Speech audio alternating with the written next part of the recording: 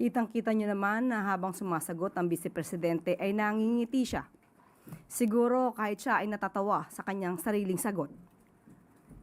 Unang-una po, nakikita rin natin ang kasabikan ng Vice Presidente na pag-usapan ng halalan sa 2028.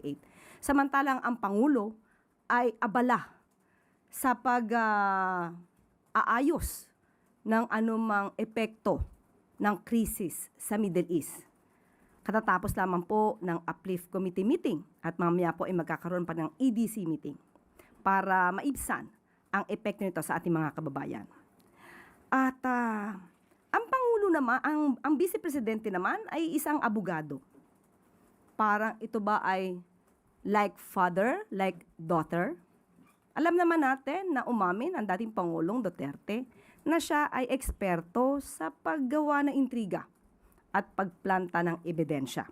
So, ang mga ganitong sagot mula kay Vice Presidente ay alam nating intriga lamang, mga kwentong walang basihan.